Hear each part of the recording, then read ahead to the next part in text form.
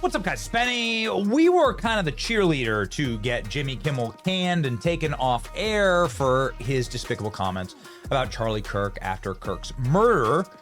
And the reason why we led that charge was because Jimmy Kimmel is a filthy liar. Not only did he lie about who killed Charlie Kirk, saying that it was the MAGA movement that did it, but he also lied when he came back to TV by weeping and crying and blubbering on his knees. He literally sobbed the entire 20-minute monologue. Now, beyond just this being a bad look for you as a man, this is a bad look when you take the totality of what Jimmy Kimmel has said and done on this topic. When Charlie Kirk was first shot, killed, his wife widowed, and his children orphaned without their father, Jimmy Kimmel didn't cry. Jimmy Kimmel had no tears for that. Jimmy Kimmel used that as an opportunity to attack Charlie and his movement. Wouldn't that be the scenario to cry about? Wouldn't you be crying then?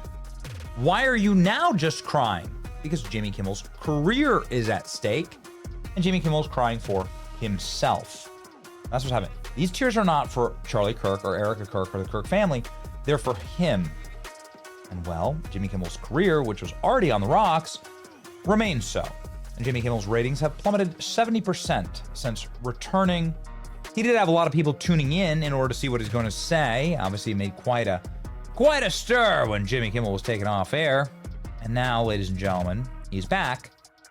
But once the little pop fizz of drama fizzled away, then so did the audience. ABC reinstated the late night hosts early after a suspension, and affiliates started putting the show back on the air. Still, Kimmel's long-term future with ABC remains in question. For those wondering if Kimmel could retain his newfound momentum, his ratings suggest no. While Wednesday's average of 2.4 million was ahead of Kimmel's norm of like 1 million, it marked a 70% drop from the record 6 million that showed up to watch his groveling non-apology. Jimmy Kimmel was getting 129,000 viewers under the age of 50 years old. Those are the views that advertisers want so desperately. And he was barely able to crack what we regularly get for views per video.